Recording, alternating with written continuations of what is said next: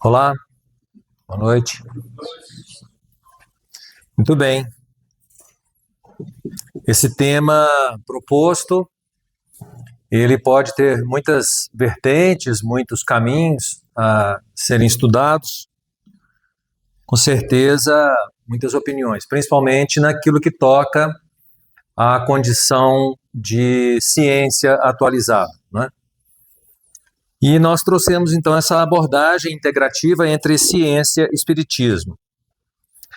O desafio do sofrimento psíquico na atualidade. Esse é uma das limitações que nós percebemos que, via de regra, está dentro da nossa casa, né? Está dentro da nossa convivência, e a gente sabe o quanto de desafio há, né, desse sofrimento psíquico, porque você não registra efetivamente o modo, o porquê, o quanto, o tamanho, a velocidade com que esses sofrimentos se dão, né? Porque cada pessoa sofre de um jeito.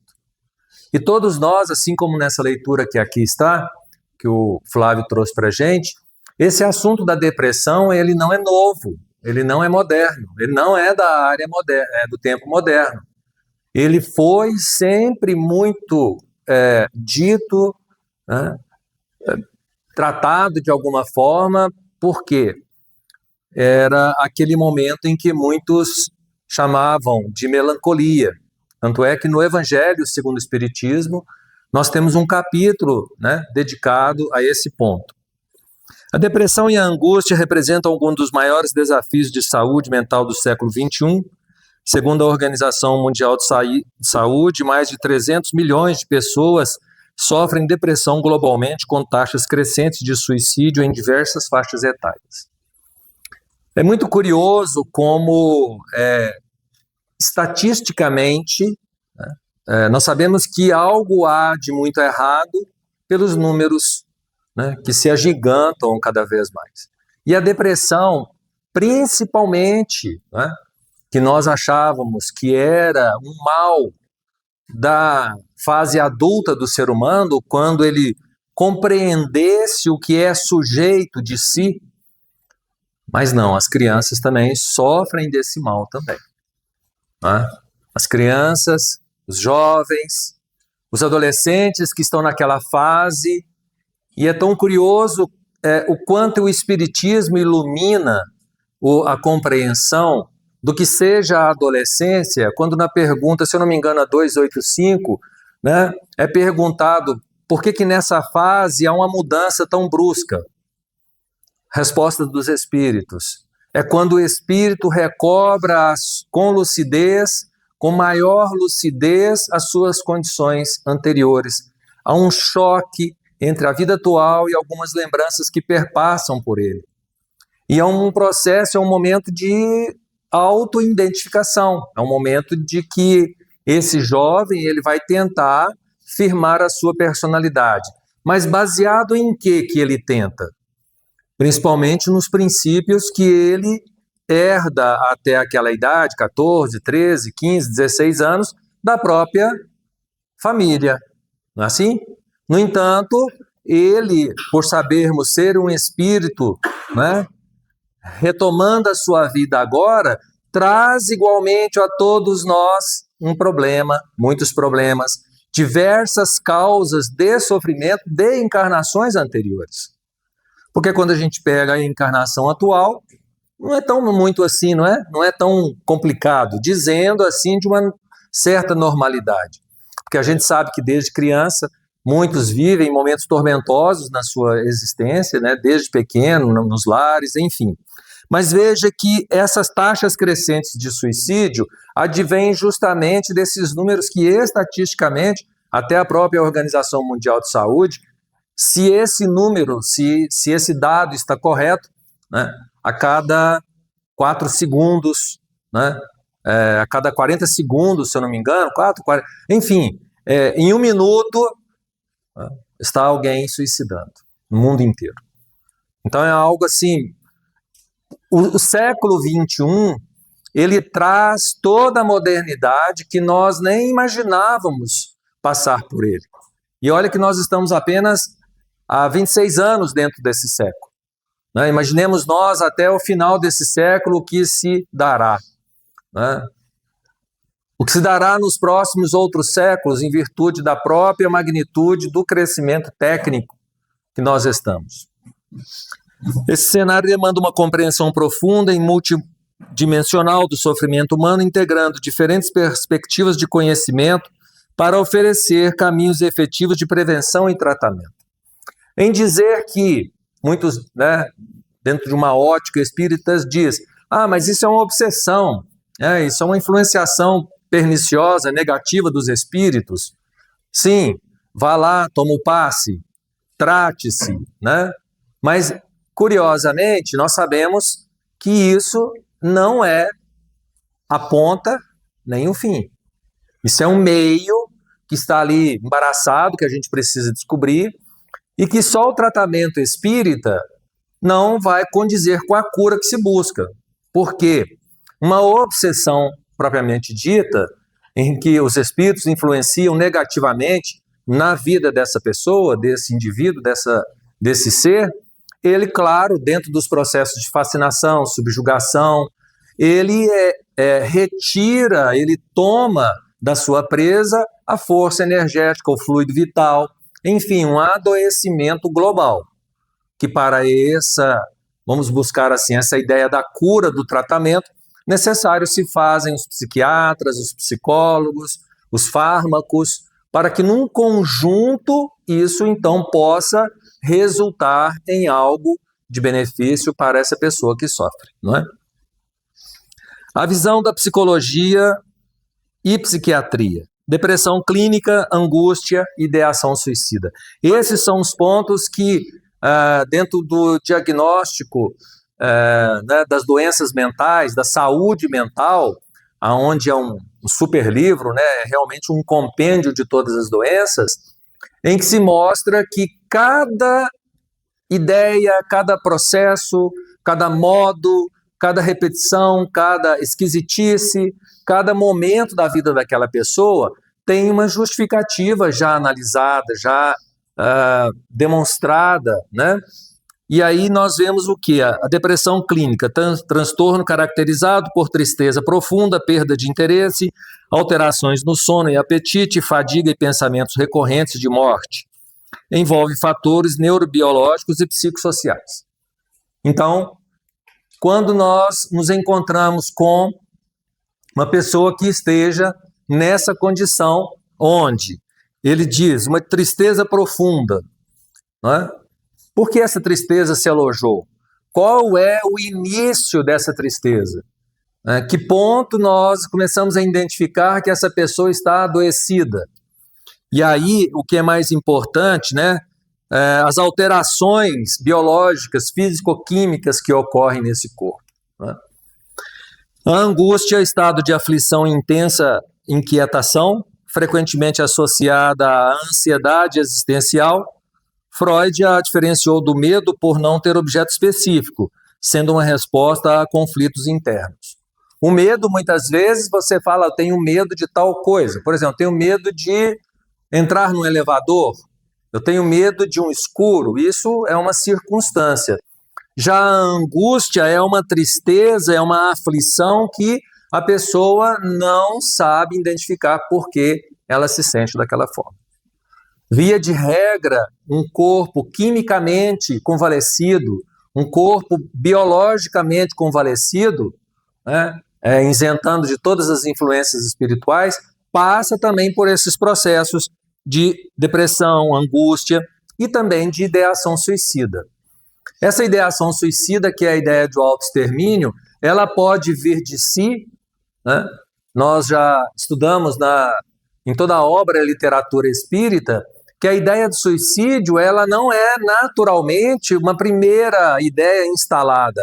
Ela pode ser uma ideia de vidas anteriores, recorrentes, aonde eu possa ter também praticado o ato do autoextermínio, do suicídio. Então isso volta, não é? Dentro daquela daquela espiral que sempre desenhamos aqui, daquela ideia de evolução, né? Eu pratiquei o autoextermínio aqui. Muitas reencarnações se fazem, mas justamente em fase de acompanhamento e evolução desse espírito dentro da sua necessidade, de tudo que ele passou até aqui, porque nós não temos lá o arrependimento. Qual que é o próximo? Dentro de uma falha cometida? Arrependimento, expiação e reparação. Nessa fase, ele vai precisar passar pela reparação. É provável que aqui ele possa vir isso instalado em sua mente, porque nós sabemos que o nosso perispírito,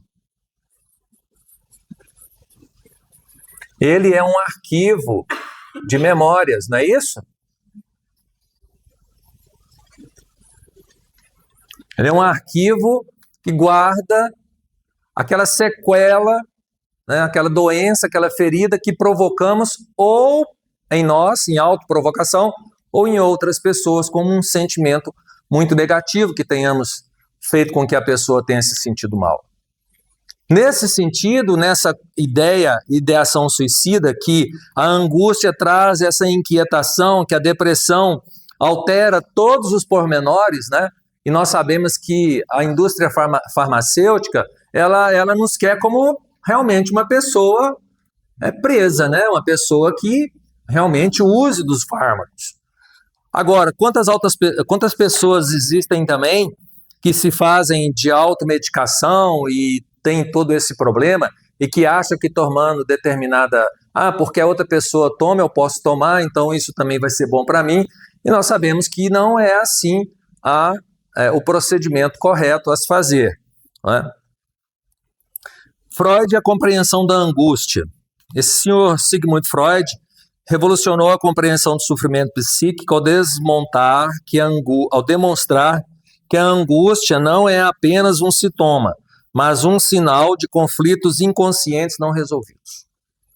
Em sua obra, diferenciou a angústia real, resposta a perigos externos, da angústia neurótica, originada de impulsos reprimidos.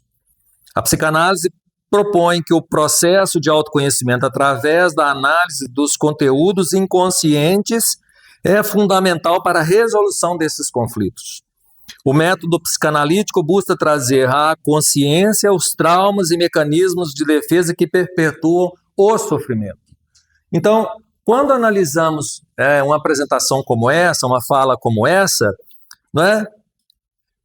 Nós vamos entendendo dentro do abraço que se dá, né, no enlaço que se faz com a compreensão espírita, que na realidade, né, Freud, como outros tantos teóricos que trouxeram dentro de cada uma das suas contribuições para a ciência, filosofia, a arte, cultura, enfim, o universo inteiro da ciência, eles são emissários do alto, que vêm para o mundo terreno cumprir uma missão. Né? E a missão de Freud, dentro disso, quando a gente começa a ler Freud, no sentido de a sua história propriamente dita, né, dos próprios conflitos que ele tinha, e ele então começa a enxergar como os conflitos ocorrem para outras pessoas, e ele vai fazer o quê? Ele vai fazer com que a pessoa tenha uma resposta positiva para o seu problema. A forma como hoje nós sabemos dentro desse braço, desse enlaço que o Espiritismo faz, todas as nossas causas estão aonde, pessoal? Em nosso perispírito. Nós lembramos aqui que nós somos... Não somos espíritos? Ou vocês são um corpo que tem um espírito? É um espírito que tem corpo ou um corpo que tem espírito? Tem certeza disso? Vocês têm certeza disso? Que é o espírito que tem um corpo? É, Luiz? É também. Colando, né? É isso, Fabrício? Um espírito que tem um corpo, é? Tem certeza? Não quer pedir ajuda aos universitários? Não? Então por que todo mundo tem medo de morrer? Já que o corpo não significa tanto assim. Medo desconhecido. Mas você já morreu tantas vezes? Você já passou por isso? Eu não lembro. Essa é a técnica Essa é a técnica do Freud. Vamos fazer você lembrar que você tem um problema. Gente, não tem nada melhor para acabar com um problema, é a gente criar outro problema. Fala a verdade, não é? Você quer esquecer daquele problema? Crie outro problema. Olha que sofisma fantástico. Não é? Não, eu não vou morrer. Eu tenho medo de deixar a Cecília. Aí é diferente. Né? Então, eu como espírito, eu sou alguém imortal, não é? E dentro da minha imortalidade, eu tenho lá o quê? A minha evolução espiritual. Não é assim? Tem fim isso aqui? Não tem, né? Lembramos daquele gráfico que sempre a gente gosta de repetir aqui, que é o gráfico do livre-arbítrio e do determinismo. Aqui embaixo, o determinismo. É uma força, não é isso? Aqui um ponto de convergência. E aqui o livre-arbítrio. Então, quanto mais se afina o determinismo, ou seja, uma força causal externa, eu ganho espaço para o meu livre-arbítrio. Tem esse ângulo de acabar? Não. Então, esse ponto de convergência que está aqui se chama como, hein, gente?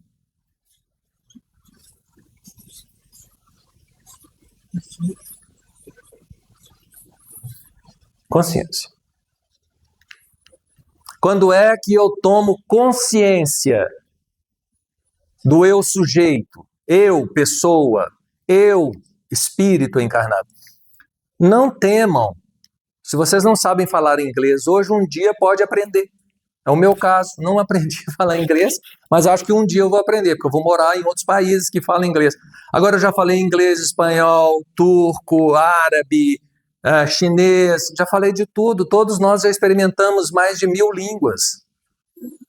Mais de 1000 formas de sobrevivência. E tudo isso sendo arquivado em nossa memória espiritual. Essa é indelével. Essa nunca que apaga. Mas eu não lembro. Ainda bem que a gente não lembra.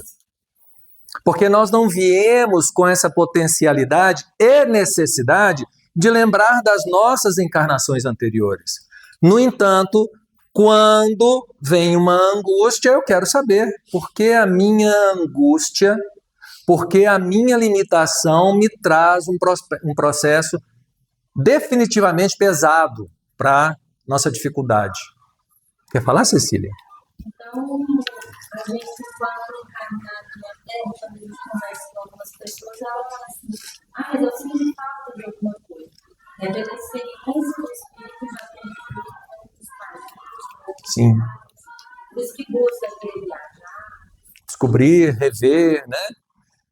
Tem pessoas que já viram aquela saudade inexplicável, não é? Muitas vezes até expressa num filme, não é?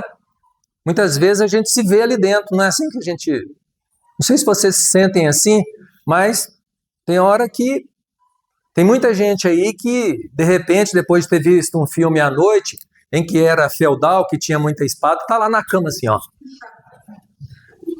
Por quê? Faz parte da nossa memória, né, do nosso arquivo de memória imortal. Nada se perde na lei de Deus. Tanto para o bem, quanto para o mal. Então, por isso que vai surgindo a depressão, por essa saudade que não sabe explicar. Porque Sim. a gente não conhece uma depressão. E é essa saudade, é essa angústia de assim, eu quero saber de alguma coisa. Eu preciso entender o que está acontecendo comigo. É por isso que as terapias, elas são importantes. Não é? É por isso que, e muitas vezes, vejamos assim nós, esse arquivo que está aqui, esse é um arquivo que me diz o seguinte, a questão do autoconhecimento.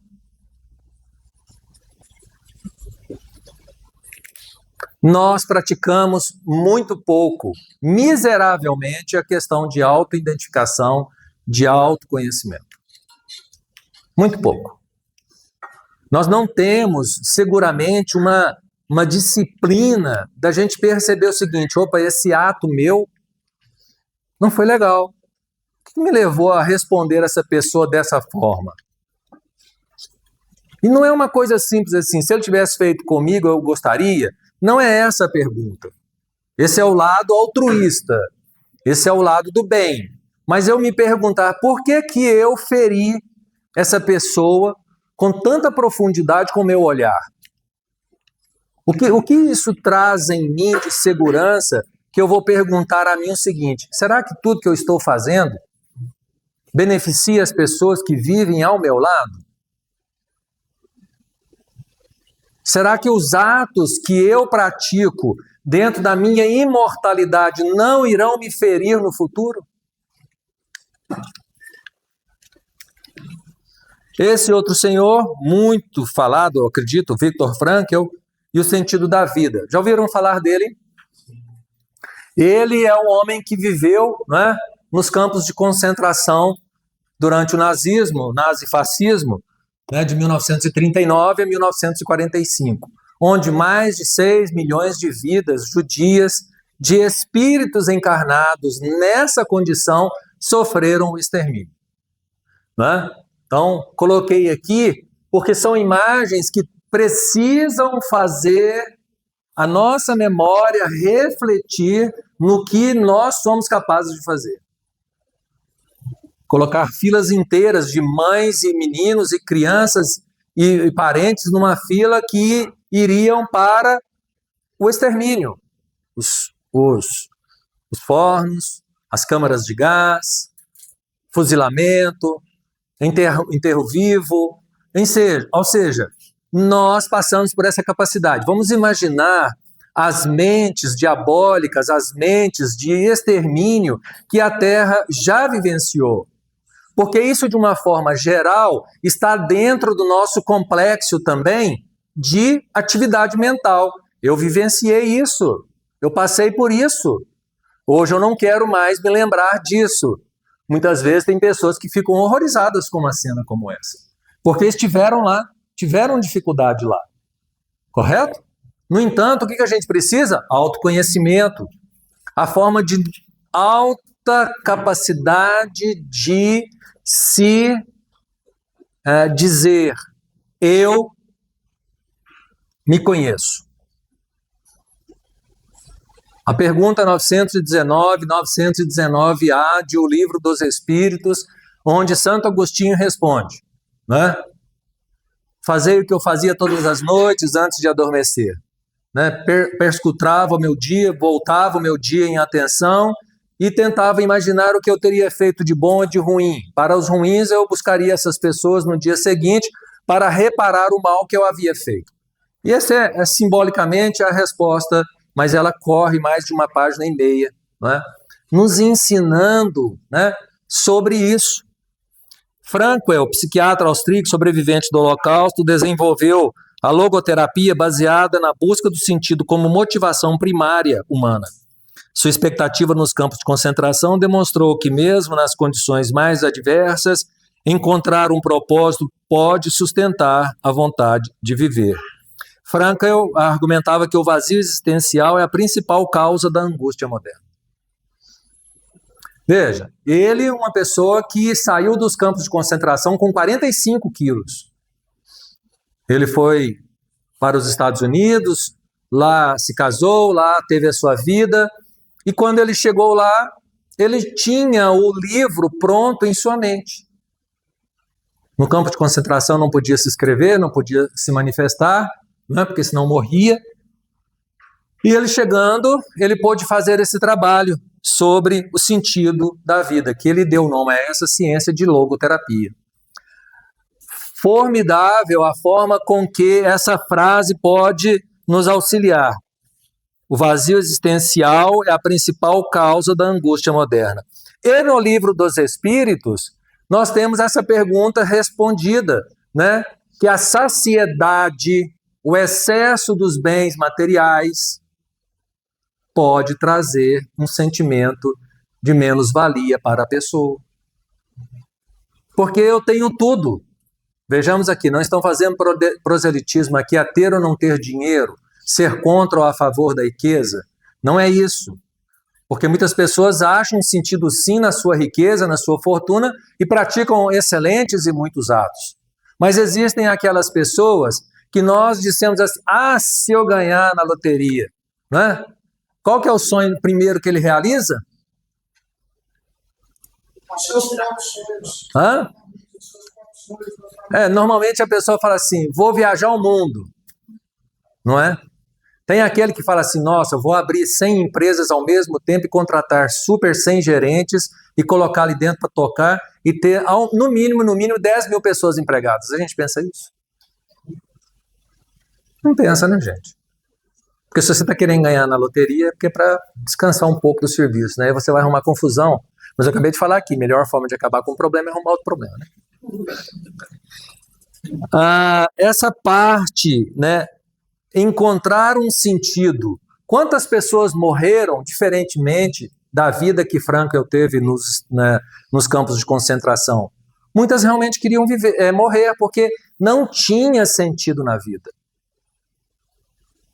Quando eu me conheço, se eu vou passar por provas e expiações que são devidas, porque tudo que eu faço no tempo e no espaço, eles são correspondentes.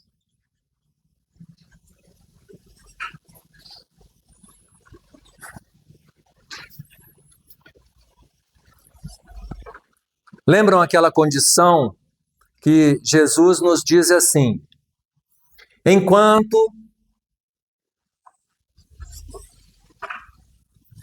não acertar ou não pagar o último ceitil, de lá não sairá? É a nossa encarnação. É o nosso processo reencarnatório. Enquanto houver necessidade dentro das nossas dívidas, correto? Porque quanto mais consciência eu tenho, mais livre-arbítrio eu tenho. E eu posso agir tanto para o bem quanto para o mal. É meu livre-arbítrio. Léo, posso fazer coisa errada? Pode, fica à vontade. E para fazer coisa errada tem coisa assim, você acha inúmeros parceiros, inúmeras formas. Agora, da mesma forma, o bem, não é? Quando é que eu tomo consciência do bem? Muitas vezes o ponto de virada das pessoas é no sofrimento, não é? É quando se perde alguém, é quando se perde um emprego, é quando esquece de jogar na loto aqueles números que foram acertados. Assim? Ai, meu Deus do céu, tá aqui, eu não joguei. Ai, lá. Um amigo meu falou assim, você mexe com aquelas coisas lá? Eu falei, mexo. Tem um caldeirão enorme. Tem um caldeirão que a gente fica mexendo, assim. Aí eu falei, mas lá eles não contam o número da sorte, não? Eu falei assim, conta. Não, você podia arrumar para mim. Cara, se contar vai ser para mim. Eu não vou passar para você. Não é? E se você quer saber seus números da sorte, você tem que ir lá no caldeirão. Eu falei, Deus que me livre, não entro lá de jeito nenhum. Né? Quando é que a gente toma consciência? Quando eu estou apto, quando eu estou pronto. Por isso que quando a gente quer amadurecer uma fruta de forma muito rápida, não sei se vocês se lembram disso, mas é coisa antiga, né? Você aproxima carbureto perto de uma fruta. Certo, antigo? É isso mesmo? Luiz também, antigo? Se você quer amadurecer uma fruta mais rápido, é só você colocar carbureto perto dela, numa sala, numa grande sala de bananas, vai amadurecer tudo rapidamente. Não tem jeito de você colocar um fermento para alguém, para ele crescer de uma hora para outra. Porque essa pessoa está num estado consciencial que ainda é primitivo, que ainda está debaixo do determinismo. Ele não tem condições de arcar com a responsabilidade. Olha, mas aqui sofre. E aqui sofre mais ainda. Porque debaixo da lei de causa e efeito, você tem consciência, ou nós não temos consciência? Temos consciência. Fazer o mal hoje, quem é que não sabe que fazer mal faz mal? Não tem jeito, né? Então, ainda bem que vocês concordaram.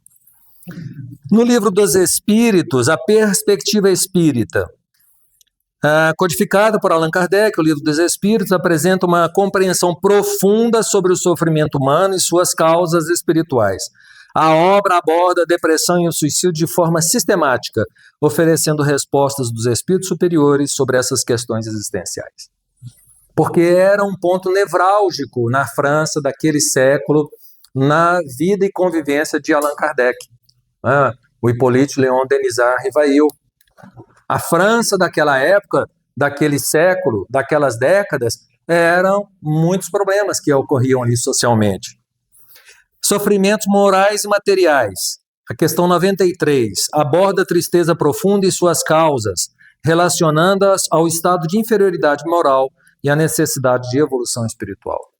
Lá os espíritos nos dizem o seguinte: é necessário que eu passe pela pobreza, mendigância, todo esse aspecto? Não. Mas por que a gente passa? Para a gente poder aprender a evoluir dentro desse aspecto das coisas que nos faltam. Não é? Ninguém vai viver uma experiência da falta quando tem abundância. Tem jeito? Não tem. A 919, já comentamos que uma frase, né, que está no Arco de Delfos, né, conhece-te a ti mesmo, é base fundamental da transformação interior. E assim, tem hora que eu acho curioso as coisas, né? A gente entende de tudo isso, sabe bastante a respeito disso, mas a nossa motivação é muito mais lenta do que aquilo que a gente consegue ler, do aquilo que a gente consegue promover para nós mesmos. Né? A questão 943 até 957 é a questão sobre o suicídio, que exploram as causas, consequências e responsabilidades moral do suicídio sob a ótica da imortalidade da alma. Principal ponto de nós termos a questão do suicídio, né? Firmemente a gente pode dizer o seguinte, que o fato ou o ato de eu me conhecer, desse autoconhecimento, tira de mim, né, os processos angustiosos de uma melancolia, de uma tristeza permanente, sem identificação. Porque se eu sei daquilo que me incomoda, eu preciso trabalhar naquilo. Porque muitas vezes eu olho para a pessoa e falo assim, o que o Douglas tem que ele me incomoda? Beleza. Não. Isso não me incomoda. Você pode ser bonito, que eu também sou. Posso dizer assim, né? Mas veja, o comportamento dele, não é isso? O que aquela pessoa tem que me incomoda? Existe uma frase que é o seguinte, quando Pedro fala de Paulo, todo mundo já sabe o restinho, né? Está dizendo mais de si do que do outro. Então, muitas vezes, aquilo que o outro faz, aquela notícia que surge, aquele movimento que tem, eu vou me observar. Por que isso me incomoda? Por que isso rouba a minha paz?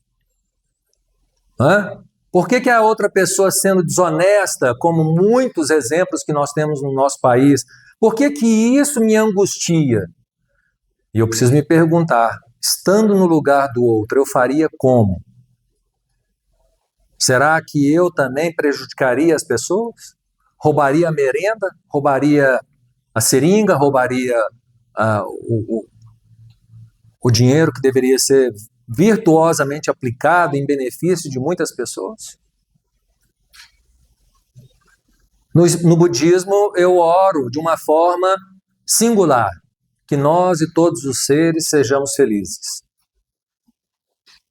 Que todos os seres sencientes, conscientes, tenham plena liberdade, saúde, paz, harmonia. Mas eu vou lá e mato a barata. Eu ainda quero o extermínio do rinoceronte branco. Eu ainda caço, eu ainda como carne de bicho. Como assim? Sendo que a felicidade de todos é para todos. Entendem isso assim? Por que me angustia o que o outro faz e eu não consigo ajudá-lo? Aqui, ó, resposta a muitas dúvidas que nós carregamos até hoje. E aqui, pessoal, não são 20 anos, não. Podem ser 200 anos, 500 anos, 1000 anos. Pode ser 2000 anos. Tem muitas pessoas que estão reencarnando nesse processo de evolução agora para buscarem um único significado. Somos daqueles que estivemos, crucifica-o. E agora estamos reencarnando para encontrar a paz. Já pensamos nisso? Porque a nossa lei de evolução não tem espaço. Veja, somos criados à imagem e semelhança de Deus. Correto isso? Todos sabemos disso? Tem dúvida? Não? Léo, esse palpite é barato, eu vejo uma evolução muito grande no ser humano nesse quesito, até que eu pensei esses dias. Antes seria exterminador, todas as empresas tinham, agora é equilíbrio ambiental. A gente vai vendo que assim, é um desequilíbrio que causa mal. Nada é importante, mas se ela tiver desequilibrado.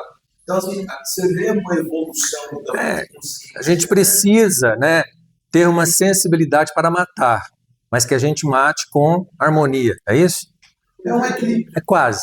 Mas veja, isso é importante, né, que o Douglas está falando, porque nós sabemos assim, a forma como o ser humano se expressa, né, se você perguntar para um islâmico, para um cristão, para um hinduísta, para um budista, qualquer um desses que estão aqui, eles vão todos convergir para uma situação que eles querem adorar a quem? A Deus. Então, sermos criados à imagem e semelhança de Deus, nós sabemos que a perfectibilidade está dentro de nós. Não tem isso, né? Nós somos gerados para a felicidade, nós somos criados para a harmonia, para a paz. O que nos fez distanciar desse processo muito difícil foi aqui dentro. Foi quando saímos do nosso determinismo e passamos para o nosso livre-arbítrio. A questão 135 de o livro O Consolador, ele fala sobre a questão do determinismo. E lá tem uma frase pequena que Emmanuel deixa para a gente. Urge recompor o elo perdido com a divindade. É necessário. Nós perdemos esse elo da divindade.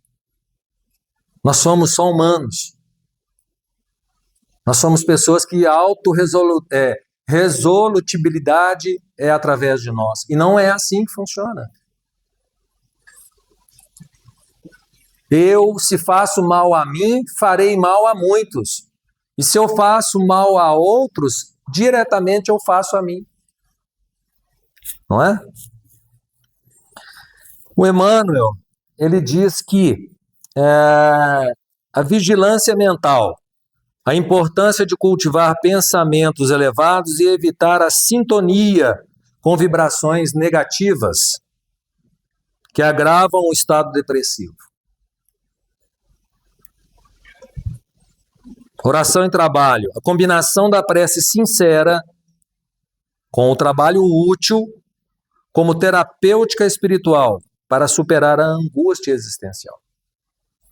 Se você tem um vazio, que nada te preenche, se você não vê significado na sua existência, a recomendação dos espíritos é: veja o outro. Vá servir ao outro. Veja se você, ao cuidar dele, você se modifica. É quase que impossível, no serviço do bem e caridade a qualquer pessoa, em qualquer condição, você não se sentir bem. Eu estou fazendo isso aqui porque quem faz por fazer não permanece, não vai, faz uma vez, não faz mais, faz de mau jeito. Mas quem faz com esse preenchimento, né, é o que Emmanuel chama de caridade ativa, o auxílio ao próximo como forma de descentrar-se do sofrimento e encontrar propósito na existência. Eu me desfaço. Eu vejo como o outro é. Já contei algumas vezes, acho que a gente sempre lembra desse caso. Fazíamos a entrega de cestas de alimentos em um dos bairros lá em Patos de Minas. E a casa dessa mulher tinha 3 cômodos. Um era o banheiro, o outro era a cozinha, o outro era quarto. Na cozinha, quem entrasse nela e não visse as panelas areadas, brilhantes como eram, não se sentia assim. Porque quando você olhava aqui, você pensava assim, meu Deus, que isso? A dedicação com que aquela mulher cuidava dos seus 3 filhos. O marido sumiu. E ela tinha ganhado a casa desse grupo de pessoas que nós fazíamos na época. Chegou lá e construiu uma casa para ela. A casa dela era em chão batido, mas você não via uma poeira. Já sabem como é? Quem viveu em chão de... né? É liso, é limpo. Não vê acúmulo. E as panelas dela, gente, essas mulheres de hoje precisavam tomar uma aula com ela. E nós homens também, porque a gente não sabe lavar a panela. Até esse da caridade ativa, o programa da Núcleo do Fonte do Sul é muito bom, que ela até colocou quando ela pediu para o Dr. Pedro um auxílio, que ela tinha desencarnado, o filho dela tinha desencarnado. Sim. O Dr. Pedro mandou foto das verduras para fazer a sopa, trouxe em vez de ajudar. E ela colocou isso em girando. Na hora de ela sentir um pouquinho de raiva. Tá tendo problema da empresa. Ela falou, gente, eu tô querendo ser consolada, né? E aí ela começou a trabalhar para colocar isso um para o outro, essa caridade ativa, ajudando para não cair na depressão. Não tem remédio melhor de sair da depressão, de entender a sua angústia, o modo de infelicidade que permeia a nossa vida de hoje, se não for em atenção ao próximo. Não tem. Porque isso aqui está a meu favor. A tecnologia hoje altamente usada. Mas o que isso aqui realmente preenche? Não é que nós apresentamos um trabalho na faculdade, eu com outros amigos, as meninas de lá, porque na sala tem um monte de meninas e 2 homens, né? Eu sou um outro, é o Éder. Aí nós dissemos o seguinte, que era a contemporaneidade da teoria de Carl Rogers sobre as questões que a própria condição disso daqui modifica. Naquela que é o seguinte, a pessoa não se identifica, ela vai se identificar com alguém que está aqui. E esse alguém que está aqui, quando se filma em 30 segundos. Mas a vida dela é um desastre. Mas aquilo ali serviu de influência para o outro, de uma forma, muitas vezes, negativa. É um status falso, incompreensível, né?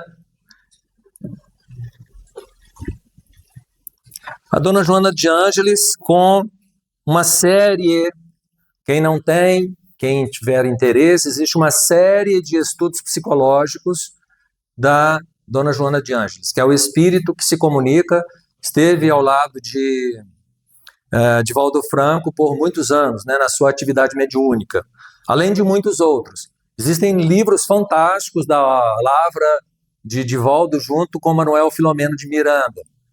Tendo esses 2 títulos de autores espirituais através dele, é fantástico para conhecer o que é ou como são os espíritos que, saídos de uma roda de complexas condições humanas, muito envolvidas com as partes materiais, chegam no mundo espiritual. Aí ele vai falar sobre a forma de que é loucura, né? E fugiu o nome. Loucura e obsessão, né?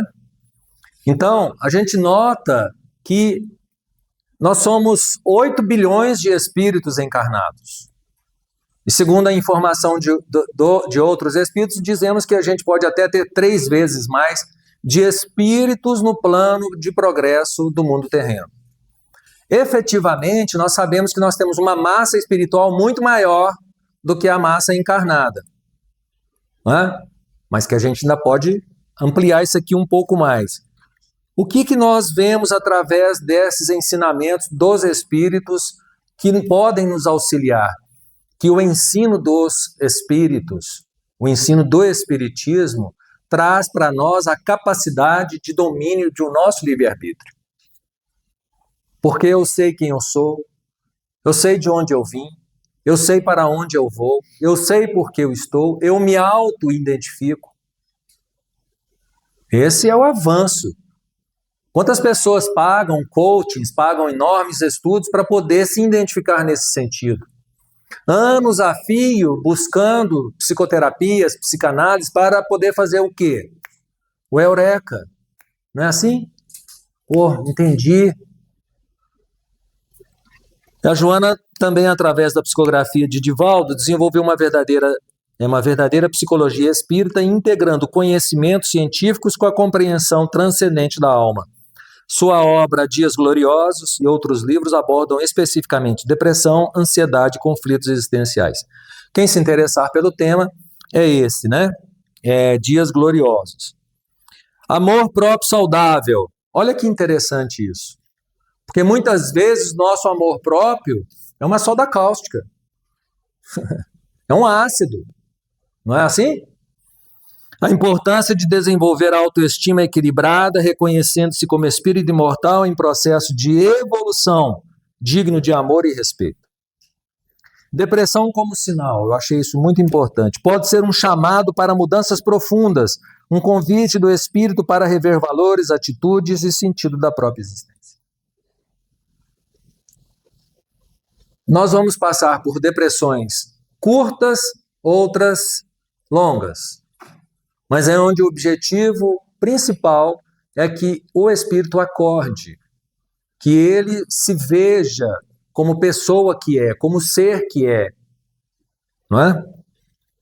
Como eu havia dito, obsessão e depressão, através do Manuel Filomeno de Miranda, esse baiano, né, que nasceu em 1876, faleceu em 1942, nesse meio período, em espírito, ele volta para comunicar com Divaldo Franco, né?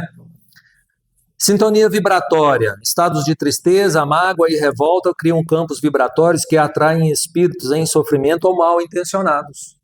Nós acabamos de dizer aqui que essa grande massa de espíritos está no mundo espiritual? Não é São Paulo que diz que nós vivemos rodeados por uma nuvem de testemunhas? Então, um sentimento meu que eu caio essa vibração, né, que eu não me sinto bem, eu vou atrair essas mentes, porque vocês não estão conectados ao que eu estou falando aqui agora? Essa conexão de eu falo, vocês ouvem, eu aprendo, vocês aprendem, a gente lê alguma coisa, isso é o quê? Conexão. Nesse curto período de tempo que nós estamos aqui, por 1 hora, a gente está conectado e a gente pode levar essa conexão embora. Em casa eu vou estudar um pouco mais, eu vou ler um outro assunto sobre tal coisa, assim sucessivamente. Essa conexão cria entre nós, e para um momento primoroso que é o trabalho do passe, uma sintonia, aonde a minha angústia, a minha ansiedade, a minha depressão no momento do passe pode desaparecer, pode ser curada, pode ser tratada. Porque se eu tenho pensamentos mais... e é interessante isso, que para eu me sentir feliz, eu preciso ser rigoroso comigo.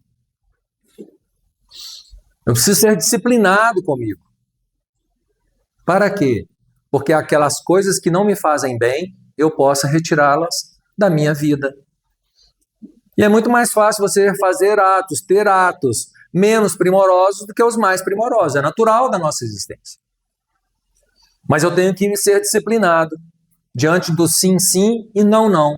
Foi onde Jesus falou. Seja o vosso falar sim, sim, não, não. Porque o que passa disso vem do maligno. Está o alerta de Jesus. Não é? Processo obsessivo. A influência espiritual negativa agrava pensamentos depressivos, criando um círculo vicioso de sofrimento. E muitas vezes, uma pessoa deprimida, vamos falar assim, claramente sob obsessão, dentro da sua depressão, dentro das suas angústias, ele tem vamos falar assim, uma convivência agora extra, que são os espíritos que conversam, vivem com ele, dormem com ele, caminham com ele, comem com ele, porque esse é o processo de fascinação e subjugação. É uma alma imantada a outra, ao seu perispírito. E o tratamento integral, necessidades de abordagem que combine tratamento médico, psicoterapia e assistência espiritual através da desobsessão. Então, esse é o ramo de tratamento do espiritismo. Existiu a ideia, ou existe a ideia, a percepção de que a pessoa está nesses processos, venha para o passe. Venha se cuidar. Os trabalhos da quinta-feira têm esse objetivo principal. Escutar o evangelho aqui é quando a nossa mente se desliga do mundo lá de fora. Não é? Claro que quando a gente terminar aqui, a gente vai voltar para o roldão. Mas a gente precisa, levando daqui uma semente que eu vou falar assim, eu vou pensar um pouco mais no que o Léo falou, no que foi dito no evangelho, para que eu possa ir modificando isso aos poucos. Porque toda semente, ela precisa ser o quê? Colocada dentro da terra, coberta, irrigada, adubada, para que ela possa vencer. E até que ela cresça e tenha um tamanho ideal, ela é altamente vulnerável. Qualquer um passa e quebra. Não é isso que acontece conosco? Bem que eu queria ficar, gente, mas eu vou começar a dieta amanhã. Começa bem segunda, terça, quarta, quando é na quinta já tem uma vontade de comer doce. Meu Deus do céu. Né? Assim, ai, que saudade. Ai, será que não vai ter nenhuma festinha de churrasco esse final de semana? Não é assim? Porque é uma árvore vulnerável. A nossa vontade, ela é muito vulnerável. Porque nosso subconsciente, o nosso inconsciente, ele traz muito mais circunstâncias de forma em que eu continue daquela forma no passado do que a nova proposta de crescimento espiritual, de crescimento que eu estou aqui agora. Então, lembremos-nos disso, né? Plantar, regar, cuidar, esperar crescer, porque uma árvore frondosa, que é nosso desejo forte, estabelecido, ninguém quebra. Não é? A gente precisa um pouco desse trabalho entre nós, não é assim? Muito bem, a condição nossa, né, então, em torno desse tema, é justamente para que a gente leve uma ideia do que seja necessário, preciso e urgente. A gente se conectar com a nossa intimidade. Né? Muitas vezes a gente não quer se ouvir, não é? Muitas vezes nós não queremos estabelecer entre o meu eu uma vontade de, não, eu vou ser diferente. Eu não vou ser como uma rolha que vai em cada margem do rio à mercê da correnteza. Dona Joana de Ângeles diz que muitos, milhões, para não dizer bilhões de espíritos encarnados, vivem uma condição de sono profunda. Um sono profundo, em que eles vivem os sonhos. Não querem acordar, porque o acordar pela manhã traz a realidade dessa pessoa. Traz com que ela venha viver o que ela tem de pior. E ninguém quer viver o pior. O que se faz? Mais remédio, mais quarto escuro, mais limitação, menos atenção a esse problema ou aquele problema. Nós somos pessoas ainda que procrastinamos muito. Essa palavrinha bonita, né? Recente, moderna, mas não tem uma palavra que se justifica mais do que isso. Eu preciso começar, mas sei que tem que começar, mas não, nossa, mas a minha vontade está tão pequenininha. É um esforço. Vencer más tendências é um esforço penoso, porque você gastou mais de 20 mil anos. Desde a nossa evolução como homem, com alguma coisa que talvez te incomode há 200 anos atrás, 100 anos atrás, nesta vida. Quantos traumas, quantas limitações nós carregamos dentro da nossa sensibilidade, dentro da nossa afetividade, que pode ser assim, relativamente algo pequeno, mas que eu transformei num grande monstro, num grande problema. E quando eu me auto-identifico, essa consciência, né? Porque o brotar da semente é o que a gente chama de consciência. Brotou, opa, deu certo, tem vida. Agora, nessa autoconsciência, nessa autoaprendizagem, essa árvore precisa crescer e aumentar o seu tronco e se fortalecer. A forma como eu posso me agarrar à minha intimidade, à minha certeza. É só eu que consigo dar isso. Não tem ninguém mais do lado de fora. Eu posso ter um terapeuta que vai me ocupar com algumas coisas, eu posso ser ajudado, eu posso ser ajudado, eu posso ser ajudado. Mas se eu não quiser vencer esse medo, dificilmente eu vou me ver livre da minha angústia. A angústia por si só, ela pode ser um poderoso elemento de alavancar a pessoa a buscar a sua solidez. Mas se ele se deixar levar por isso, por muito tempo, ele vai se perder. E Jesus, ele foi primoroso quando ele diz que aos seus amigos, aos seus apóstolos junto com ele, a quem convivia com ele, né? Ele disse o seguinte: crede em mim, credes em Deus, crede também em mim. Eu vos mandarei um Consolador, que ficará convosco para sempre. Esse consolo é dentro de nós. É um pouco do conhecimento espírita, é a forma como todas as religiões vão se transformar, deixando a hierarquia, deixando os bens materiais, etc., para voltar essencialmente dentro e para dentro do ser humano. Então, que a gente tenha aí uma boa semana, né? Papai Noel está chegando. Papai Noel chegou ontem, né? Eles queriam me convidar, mas eu não pude ir dessa vez. Porque o ano, vou deixar ela crescer. Eles ofereceram um salário até bom. Mas, né, vamos nos alegrar como as crianças se alegram. Não é isso que Jesus falou? Deixai vir a minhas criancinhas, porque delas é o reino dos céus? Por que é isso, gente? Criancinha é o espírito que está ali adormecido e não lembra de nada. O negócio dele é brincar, carrinho, boneca, e tá ótimo, não é assim? Ir para a casa do vovô, bagunçar a casa do vovô, né? Rabiscar as paredes da casa do vovô. É assim?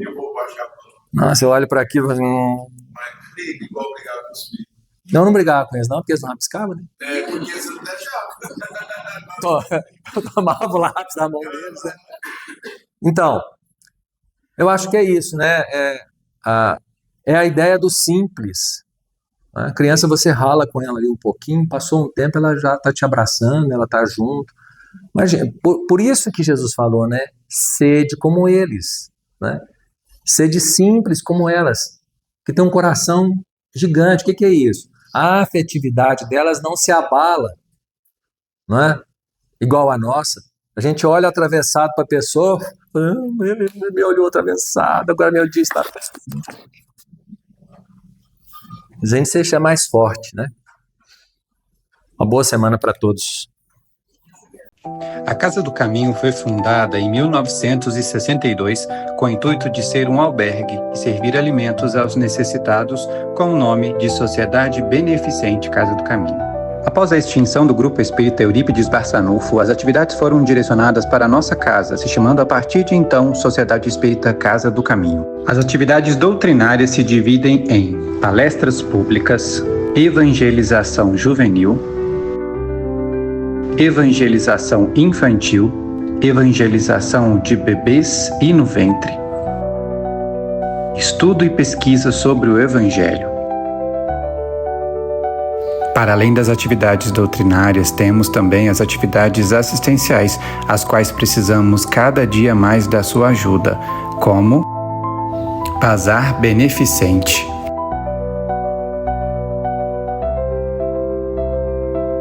Quentinhas,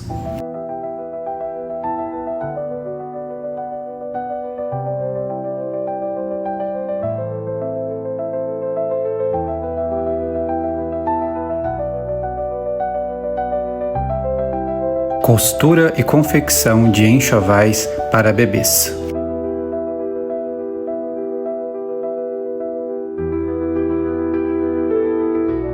Arrecadação e distribuição de cestas básicas. Distribuição de kits de higiene básica. Distribuição de kits de verduras. Entrega de sopa fraterna. Doação de pães e leite. Para que esses trabalhos continuem, precisamos da sua ajuda. Venha trabalhar conosco ou ser um doador associado.